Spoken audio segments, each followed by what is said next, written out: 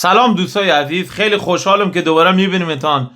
یک روز فقط تا شروع جام جهانی مانده و بریم با هم دیگه آمار تیم ها رو نگاه بکنیم. 4 تا تیم اول مدعی این تورنمنت با هم دیگه یک بررسی بکنیم که از لحاظ آمار و البته از نظر بنده کدام تیم شانس اول قهرمانی رو داره و کدام تیم شانس دوم و سوم و چهارم. گرچند فوتبال یک بازی غیر قابل پیش بینیه، بعضی وقتا ممکنه که اون چیزی که روی کاغذ یک تیم مثلا وقت اول قهرمانی باشه کم بیاره و یک تیم بیاد شگفتی ساز باشه یا هر اتفاق دیگه ممکنه بیفته. اما بریم از لحاظ آمار و از نظر بنده بریم ببینیم که کدام تیم ها شانس اول قهرمانی رو داره. جانم هستین، بریم با هم دیگه نگاه بکنیم. خب از نظر بنده و البته خیلی از سایت های شرط بندی و کارشناس های فوتبال حتی اسپانیا توی تورنمنت بخت اول قهرمانیه. حالا چرا اسپانیا؟ به خاطر که اسپانیا هم مهره‌های کاملتری داره نسبت به بعضی از تیم‌های دیگه و همچنین این تیم خیلی یک دست و یک پارچه، نسبتاً میتونیم بگیم که اتحاد خوبی داره. بریم با هم دیگه ترکیب اسپانیا رو یک مرور بکنیم که اسپانیا با چی ترکیبی توی تورنمنت حاضر میشه. از دروازه‌بان شروع میکنیم که اینا بهترین دروازه‌بان اسپانیا، بهترین دروازه‌بان لیگ برتر داوید رایا رو داره و همچنین بهترین دروازه‌بان لالیگا اسپانیا خوان گارسیا، که من فکر میکنم داوید رایا دروازه‌بان اول تیم ملی اسپانیا توی تورنمنت هستش. حالا بریم سمت دفاع مرکزی پاو کوبارسیه و همچنین فکر میکنم کنار پاو کوبارسی از امریک لاپورت استفاده بکنه که واقعا دفاع خیلی خوبیه و میتونیم روش حساب بکنیم. دفاع سمت راست آقای دلافوینته خیلی اعتقاد زیادی به اریک گارسیا داره. اریک گارسیا توی فصلی که گذشت واقعا یکی از بهترین بازیکن‌های بارسلونا بود و نظر هانسی فلیک هم خیلی به خودش جلب کرده و اریک گارسیا میشه دفاع فیکس اسپانیا توی سمت چپ و دفاع سمت راستشان به احتمال 99% کوکوریای مارک کوکوریا و میتونیم بگیم که اگر کوکوریا توی بازی‌های اول اگر زیاد خوش ندرخشه به احتمال زیاد از الخاندرو گریمالدو استفاده میکنه. پس خط دفاعشون شد کوکوریا و امریک لاپورت و پاو کوبارسی و اریک گارسیا.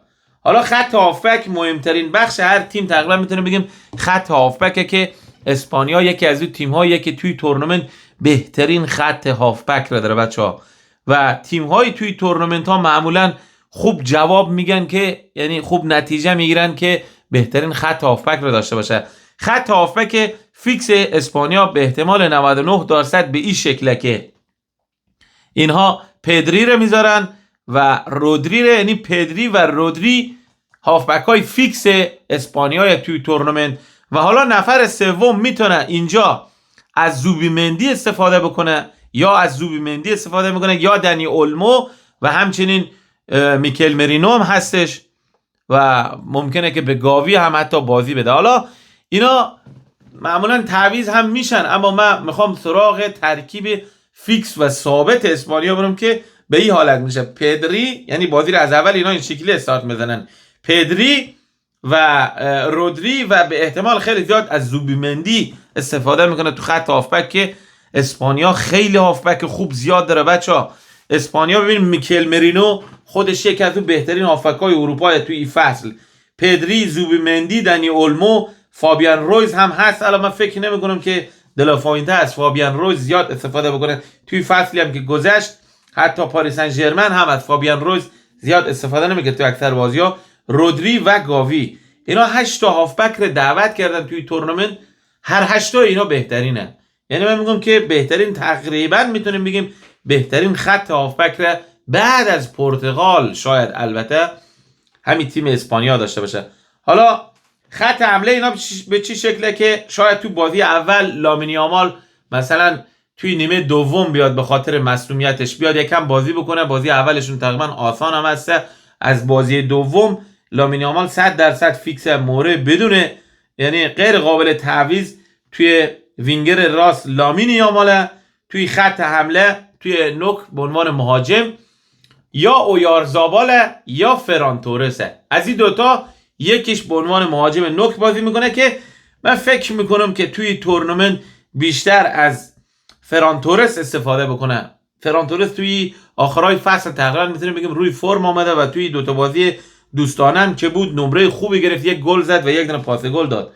پس میشه مهاجم نوک اینا فران تورس یا اویارزابال و همچنین وینگر چپ اسپانیا. یک نقطه ضعف تقریبا میتونیم بگیم کوچیک تیم ملی اسپانیا داره، او هم از سمت وینگر چپ که به اندازه بقیه تیم خوب نیستن. وینگر چپ اینها ببینید نیکو ویلیامز رو دعوت کرده که توی اتلتیکو بیلبائو واقعا این فصل افتضاح بوده، اما همیشه تقریبا عملکرد خوبی داره نیکو ویلیامز با تیم ملی اسپانیا و همچنین خیلی هماهنگ با لامین یامال.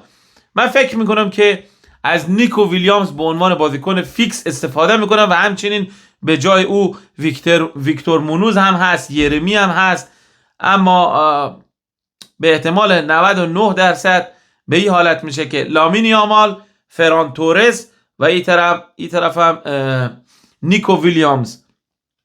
از برخا اگلیاس هم بازیکن سلتا ویگو بعید میدونم که به عنوان مهاجم نوک از این بازیکن استفاده بکنه. اجرای سنش هم بالا رفته، 33 سالشه. اگر که این دوتا واقعا خیلی بد بازی بکنن یا مصدوم بشن، گزینه سوم میتونه ایگلسیاس باشه که بعید میدونم که توی ترکیب اصلی باشه. به این دلیل چون اسپانیا تقریبا یک تیم یک دستیه بچه‌ها، یعنی اینطوری نیست که توی یک بخش اینا خیلی قوی باشن توی یک بخش دیگه ضعیف باشن. مثلا بهترین دروازه‌بان را دارن اینا، تقریبا میتونیم بگیم بهترین دفاع ها هم دارن، خط هافکش هم که پرفکته و همچنین توی پست وینگر هم اینا بهترین وینگر راست دنیا لامین یامال در اختیار دارن. پس اسپانیا شد بخت اول. حالا بریم سراغ تیم دوم. خب دومین تیم از نظر بنده که میتونه مدعی جام جهانی باشه فرانسه هستش. حالا چرا فرانسه ای که این همه ستاره داره، بیشترین ستاره رو داره، بیشترین مهره رو داره، از نظر بنده دومین بخت توپ قهرمانی جام جهانیه؟ چرا اول نیست؟ الان دلیل اصلیش برای شما میگم. فرانسه توی خط حمله تقریبا میتونیم بگیم بهترین وینگرها و مهاجمها توی تیم ملی فرانسه بازی میکنن. یعنی تجمع زیاد ستاره ها توی تیم باعث شده که همین نقطه ضعف این تیم به حساب بیاد. پاشنه آشیل تیم ملی فرانسه همین خط حمله بیش از حد قوی اینهایی که بیشترین ستاره اونجا جمع شده. شما مثلا ببینین کیلیان امباپه خودش یکی از بختای اصلی توپ طلا میدونه، واقعا هم هست. آقای گل لالیگا شده، یک مهاجمی که تقریبا هر سال برای آقای گلی و کفش طلا میتونه رقابت بکنه. قطعا خیلی از موقعیت‌ها رو بچه‌ها کیلیان امباپه شک نکنین که پاس نمیده. پاس تو کار این بازیکن نیست.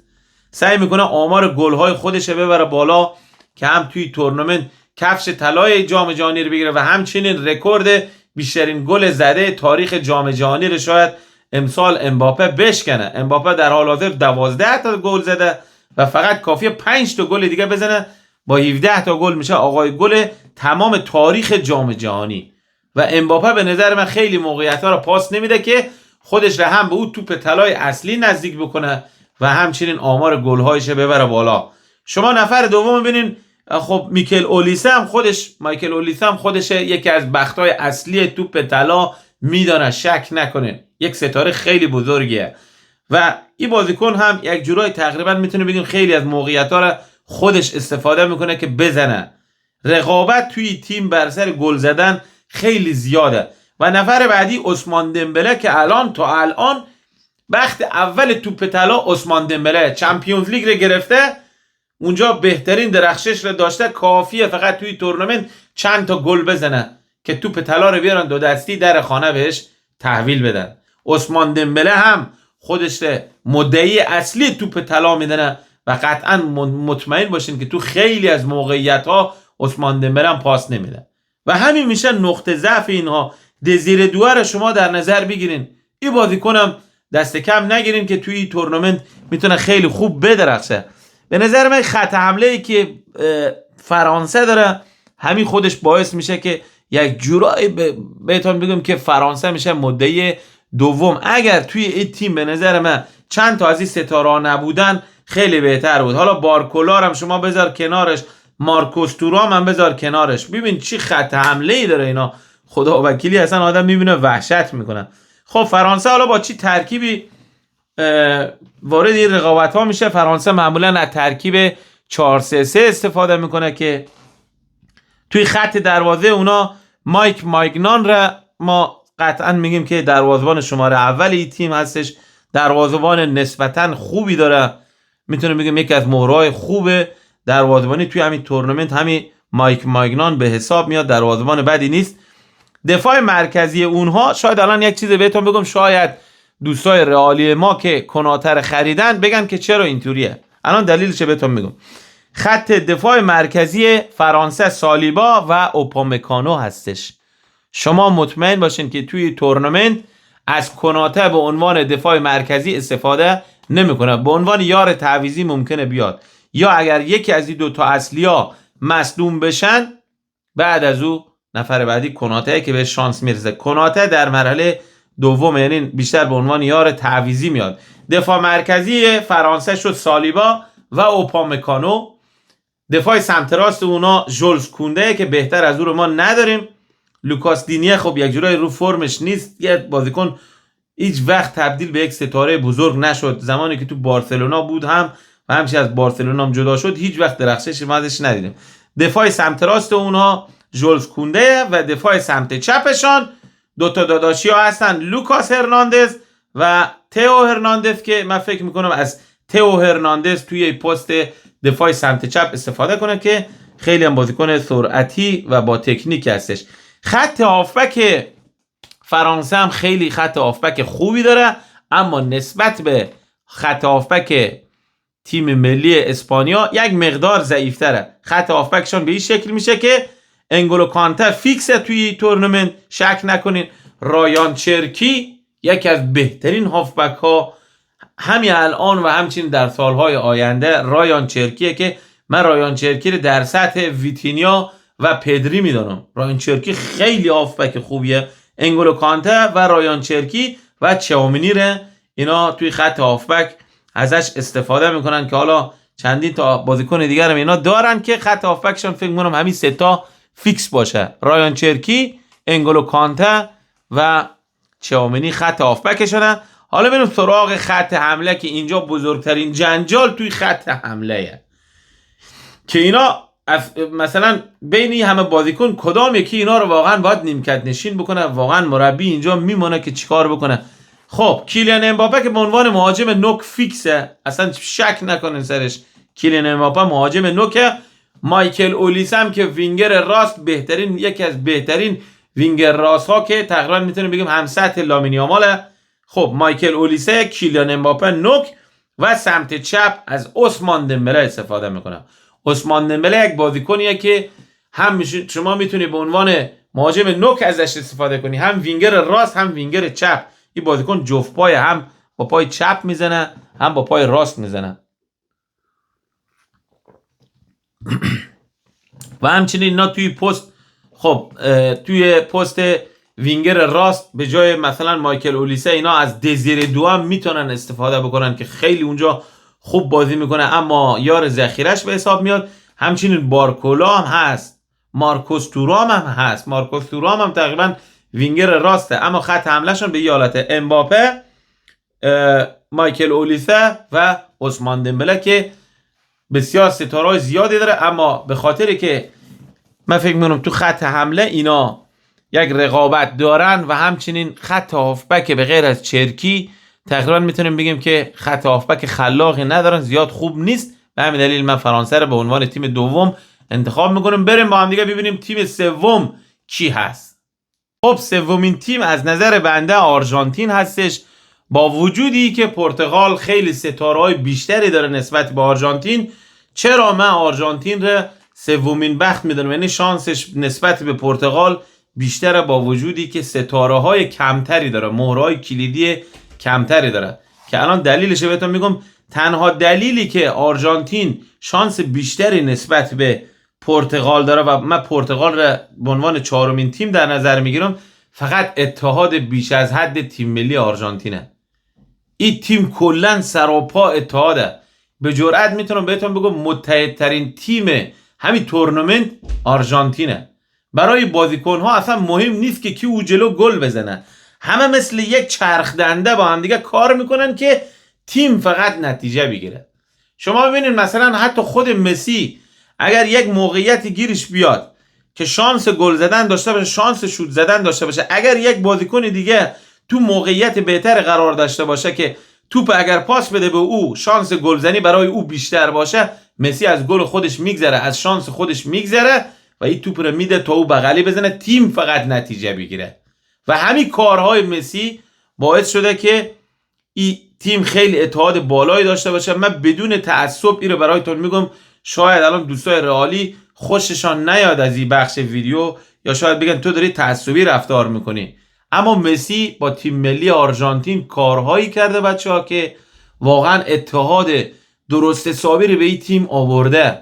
به همین دلیل آرژانتین نسبت به این 4 تا تیم دیگه اسپانیا و فرانسه و پرتغال خیلی مهره‌های کمتری داره، خیلی مهره‌های کمتری داره. این تیم اصلا دفاع نداره. من الان ترکیبش برایتون میخونم ببینیم که چی دفاع افتضاحی داره آرژانتین، اما به علت اتحاد بیش از حدشان و همبستگی و پرسینگ بالایی که دارن، بیشترین دوندگیری دارن، یعنی من آرژانتین رو حتی شانسش رو از پرتغال بیشتر میدونم. حالا ترکیب آرژانتین رو با هم دیگه مرور بکنیم که آرژانتین معمولا از ترکیب 4-3-3 استفاده میکنه.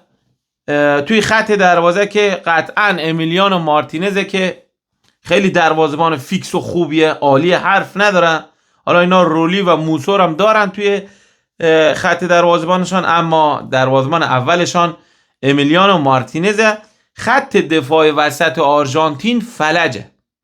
شما ببینید اوتامندی که 38 سال سنشه و داره توی بنفیکا بازی میکنه، شاید امسال سال آخرش باشه، همین فصلی که میاد، با 38 سال سن اوتامندی رو اینا به تیم ملی دعوت کردن و فیکس بازی میکنه اوتامندی. یعنی ببینیم که اوضاع دفاع تو تیم ملی آرژانتین چقدر افتضاح دفاع مرکزی که اینا به اوتامندی 38 ساله آمدن توی جام جهانی بهش بازی میدن به عنوان یار فیکس. دیگه نداره، دیگه دفاعی بهتر از این واقعا نداشتن که اوتامندی 38 ساله رو آوردن. اوتامندی توی دفاع مرکزی بازی میکنه به همراه کریستیان رومرو دفاع مرکزی آرژانتین. حالا لیساندرو مارتینز هم هست، اما توی فصلی که گذشت توی منچستر یونایتد اصلا دفاع مطمئنی نبوده نسبت به فصلهای قبلش و من فکر میکنم لیساندرو مارتینز شانس کمتری داره. پس دفاع مرکزی اینا میشه عرضم بزرگتان اوتامندی و کریستیان رومرو. حالا دفاع سمت راست اونها تقریبا میتونیم بگیم خوبه تیم ملی آرژانتین که از مولینا استفاده میکنه. این بازیکن خیلی مثلا سرعت داره، حمله توپ بالایی داره، توی اتلتیکو مادرید خیلی فصل خوبی رو پشت سر گذاشته. شما فکر بکنید حتی توی جام جهانی 2022 هم مولینا اونجا فیکس بود و 4 سال به تجربه این بازیکن بیشتر شده و این بازیکن توی تورنمنت خیلی خوب بازی میکنه. دفاع راستشان شد مولینا و دفاع چپ اونها تالیافیگویه که نسبتا سنش بالای 33 سالش شده، اما دفاع بدی نیست. با وجود اینها آرژانتین میتونیم بگیم نسبت به کل این تیم ها ضعیفترین خط دفاعی رو داره. توی خط هافبک تیم ملی آرژانتین نسبتا بهتره که دفاع خط هافبک اونا میشه دی پاول و همچنین مک آلیستر و انزو فرناندز. این 3 نفر خط هافبک اینا رو تشکیل میدن که نیکو پاز هم هست. نیکو پاز به عنوان یار ذخیره قطعا به تیم کمک میکنه. حالا ببینیم که به چی حالت پیش میره. این پیش بینی منه که پارادس و نیکو پاز اینها یارای ذخیره تیم به حساب میان و خط هافبکشان شد پس انزو فرناندز، مک آلیستر و دی پاول. نسبتا خط هافبک خوبی داره، بد نیست. دی پاول هم با وجودی که رفته به عشق مسی توی اینتر میامی بازی میکنه، ولی بازیکن هنوز جا داشت که قشنگ توی سطح اول اروپا بازی بکنه.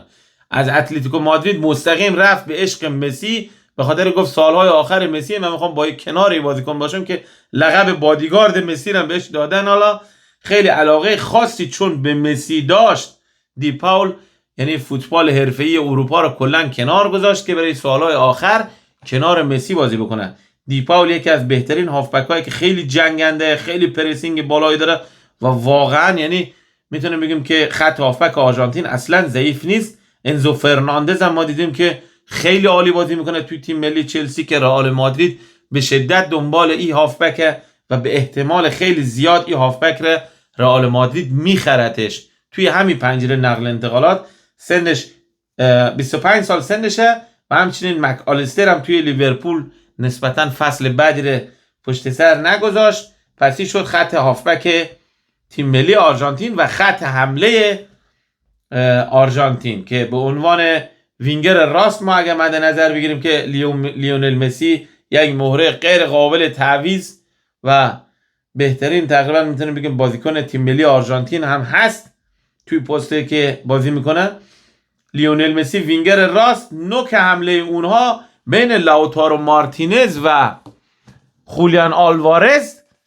من فکر میکنم که ببخشید خولیان آلوارز فیکس میشه و لاوتارو مارتینز تقریبا میره روی نیمکت. بچه‌ها لاوتارو مارتینز هم خیلی خوبه، هر سال داره با اینتر میامی خیلی گل میزنه و آقای گل میشه، واقعا مهاجم گلزنیه. اما خولیان آلوارز خیلی فرم بهتری داره و خولیان آلوارز توی ترکیب فیکسه.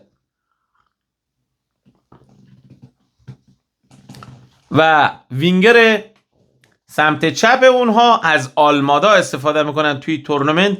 فراموش نکنید که جولیانو سیمیونه هم بچه سیمیونه به عنوان خط هافبک توی این تیم حضور داره که حتی میتونه به عنوان وینگر راست ازش استفاده بکنه. نیکو پاز هم میتونه به عنوان وینگر راست ازش استفاده بکنه. اگر مسیر تعویض بکنه قطعا به پسر سیمیونه بازی میده، از نیکو پاز شاید به عنوان یار 10 آزاد بیشتر استفاده بکنن. پس شد خط حمله آرژانتین لیونل مسی وینگر راست، خولیان آلوارز مهاجم نوک و وینگر چپ آلمادا. که پس گفتیم آرژانتین فقط به علت ای که بیشترین اتحاد رو داره و مهرای کمتری داره بخت سوم قهرمانی میدونیم. حتی توی جام جهانی 2022 ما دیدیم که این آرژانتین این بازیکن‌هایی که الان براتون اسمش گفتم بچه‌ها، اینا بعد از اون قهرمانی خیلی هاشون مشهور شدن که شما الان اسمای اینا رو میشناسین. خیلی هاشون رفتن توی تیم‌های بزرگ بازی کردن، به غیر از مسی و لاوتارو مارتینز و یکی دو تا از بازیکن‌های دیگه. خیلی های دیگه اینا اصلا گمنام بود. مولینا رو اصلا کسی نمیشناخت. انزو فرناندز بازیکن معمولی گمنامی بود. حتی انزو فرناندز و تمام این بازیکن‌ها ما دیدیم که توی جام جهانی 2022 آرژانتین با یک تیمی که اصلا مهره درست حسابی نداشت، با اتحاد بیش از حد خودشان، اینا قهرمان جام جهانی شدن توی فینال مقابل فرانسه ای که از همون اول قبل از اینکه تورنمنت استارت بخوره همگی فرانسه رو بخت اول قهرمانی میدونستن که تا فینال هم رفت، خورد به آرژانتین سختکوشی که بیشترین اتحاد رو داشت. حالا بریم توی به عنوان چهارمین تیم سراغ تیم ملی پرتغال.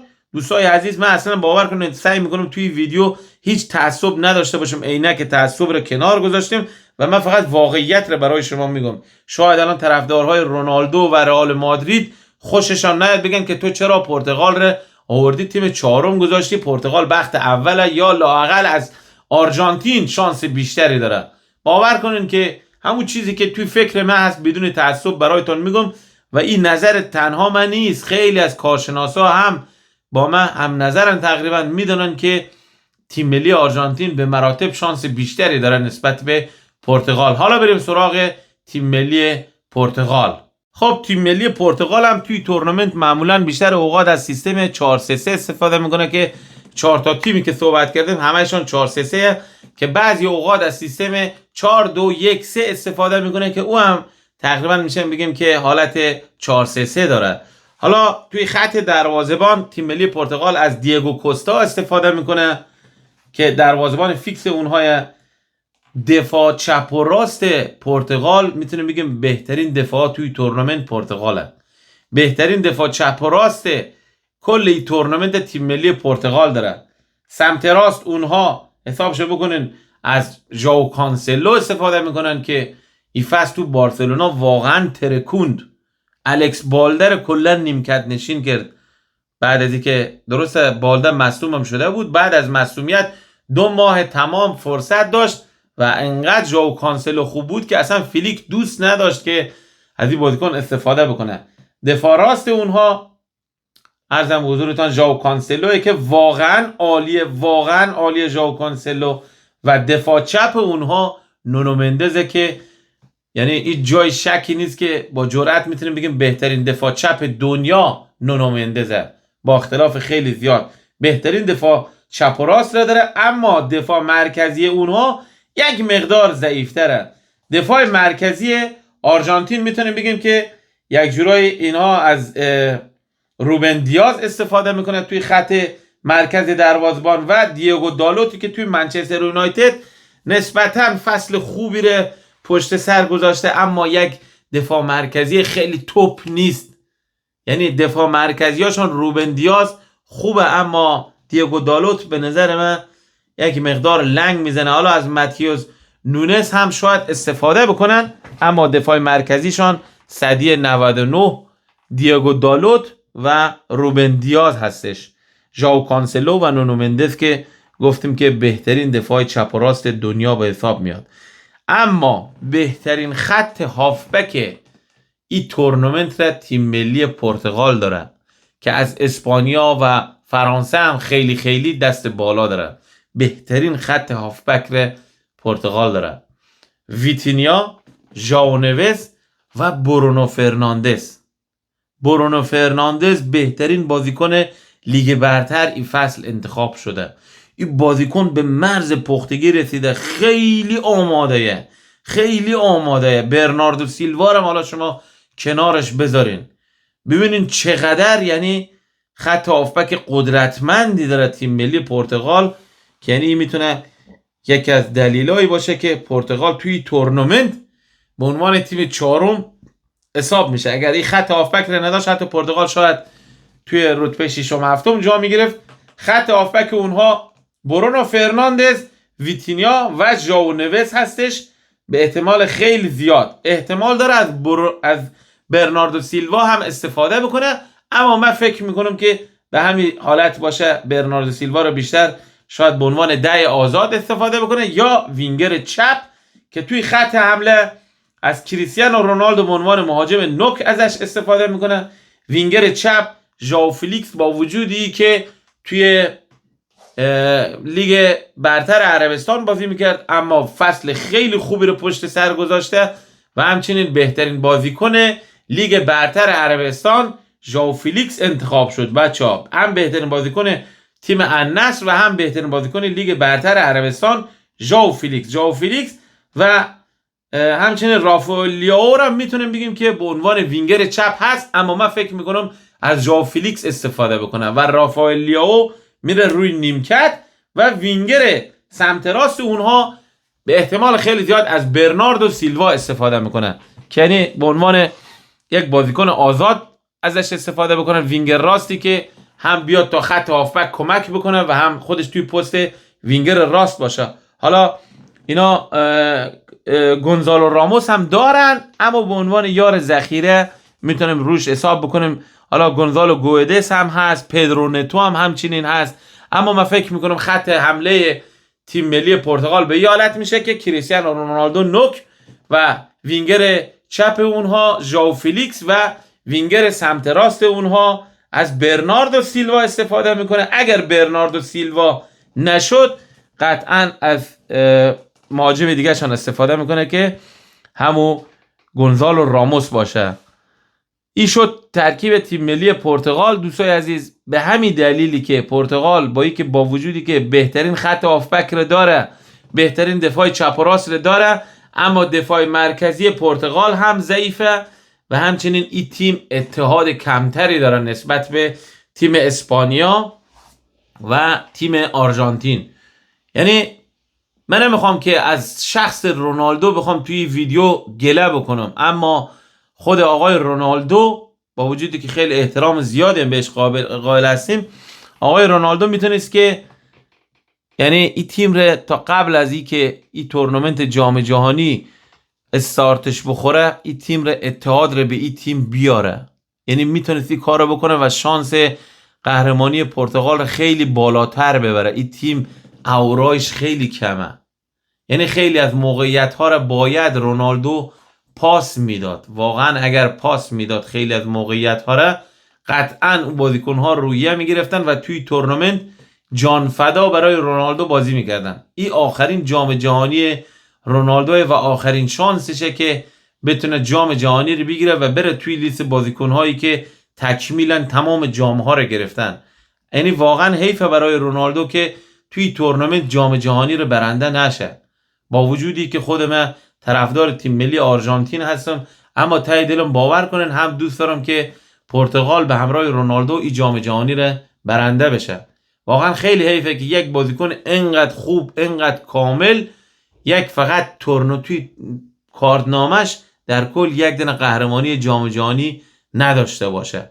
و آقای رونالدو باید از 1 سال پیش استارت این کار رو میزد. خیلی جاها باید پنالتی که برای تیم می بود واقعا باید از خودگذشتگی میکرد، پنالتی رو میداد به بازیکنهای دیگه بزنن. خیلی از موقعیت ها رو خودش نمیزد، تک به تک ها رو میداد بقیه بزنن، شانسشان امتحان کنن، گل بزنن. همین کاری که دقیقاً مسی توی تیم ملی آرژانتین بارها و بارها انجام دادن. مسی خیلی از موقعیت‌های تک به تک را گل نمیزنه، شوت نمیزنه. بچه‌ها میگم مسی حتی فکر میکنه این بازیکن اگه تو شرایط خوبی نباشه پنالتی رو بهش میده بیاد بزنه. دفاع رو صدا میکنه میگه بیا پنالتی رو بزن. ما دیدیم همین 2 ماه پیش تیم ملی آرژانتین یک بازی داشت و اوتامندی آخرین بازی بود که قبل از جام جهانی و تقریبا بازی خداحافظیش بود، پنالتی شد. مسی اوتامندی رو صدا زد گفت بیا پنالتی رو بزن. الان اوتامندی توی تورنمنت جان فدای مسی بازی میکنن. تمام بازیکن‌های آرژانتین جان فدای مسی بازی میکنن. اما توی تیم ملی پرتغال خودتان هم این مسئله رو قبول دارین که این حالت نیست. شاید ما توی تیم ملی پرتغال 3 تا 4 تا بازیکن رو داشته باشیم که واقعا عاشق کریستیانو رونالدو باشن و جان فدای رونالدو باشن، یعنی صد خودشانه بذارن که رونالدو این جام رو به همراه پرتغال برنده بشه و ناکام نباشه. شاید 3 تا 4 تا از بازیکن‌های تیم ملی پرتغال یک همچین حسی رو داشته باشن، حس از خودگذشتگی و جان فدایی برای رونالدو. اما توی تیم ملی آرژانتین همه ایشان از دم، از خط دروازه‌بان بگیر تا دفاع تا خط هافبک و خط حمله، تمام اینها جان فدای مسی هن. یعنی من فقط به خاطری که تیم ملی اسپانیا خیلی قوی تره، مهرهای بیشتری داره و فرانسه هم و آرژانتین را با وجودی که تو تورنمنت قبلی قهرمان هم شده به عنوان تیم سوم میذارم. اگر تیم ملی آرژانتین یک خط هافبکی مثل اسپانیا یا پرتغال میداشت، من یعنی حاضر بودم که سر هر چیزی که شما بخواین شرط بزنم به غیر از اینکه اتفاق خاصی نیفته آرژانتین قهرمان جام جهانی بشه. فقط به خاطر که تو خط هافبک نسبت به این تیم‌های دیگه ضعیف‌تره. یعنی بین 4 تا تیم خط هافبک آرژانتین به جرات میتونیم بگیم ضعیف‌ترینه. بین این 4 تا ضعیف‌ترین خط هافبک آرژانتین داره و الا آرژانتین میتونست مدعی اول جام باشه. بازم میگم اینا اعتقادات من و خیلی از کارشناسا هم با من هم نظرن که یک همچین نمره بندی که من دادم اسپانیا اول، فرانسه دوم، آرژانتین سوم و پرتغال چهارم، اینا چیزاییه که روی کاغذه. فوتبال غیر قابل پیش بینیه. ممکنه که یک تیم دیگه بیاد شگفتی ساز بشه. ما تیمای خوب این وسط زیاد داریم. حالا انگلیس خیلی مهره زیاد داره، ممکنه امسال به خودشان بیان یک شگفتی رقم بزنن قهرمان بشن. برزیل هم هست. خب شما تیم هلند هم دست کم نگیرین. خیلی تیمای خوب زیاد داریم، حتی ژاپن و حتی تیم ملی مکزیک هم واقعا تیم خوبیه. تیمای زیاد، تیمای خوب توی تورنمنت زیاده، اما این 4 تا تیم بیشترین شانس را دارن. بریم ببینیم به امید خدا که چی تیمی توی تورنمنت خوب میدرخشه و قهرمان میشه. از همین حالا ما که دوست داریم که تیم ملی آرژانتین یک بار دیگه هم قهرمان جام جهانی بشه، چون آخرین جام جهانی مسیه. به امیدی که آرژانتین قهرمان بشه. حالا من نظرم رک راست میگم پایان ویدیو و تیم دوم برای من قطعا اسپانیا هستش، چون من خود یک بارسایی هستم. حالا ممکنه که شما طرفدار یک تیم دیگه ای باشین. سعی میکنم که بچه‌ها توی تورنمنت بازی‌های آرژانتین و بازی‌های اسپانیا را حداقل یک تحلیلی داشته باشیم. بعد از پایان بازی یک ویدیو کوتاهی در موردش درست بکنیم و توی کانال یوتیوب من بندازیم تا ویدیوی بعدی. بدرود، جانم هستین. خدا یار و نگهدارتان.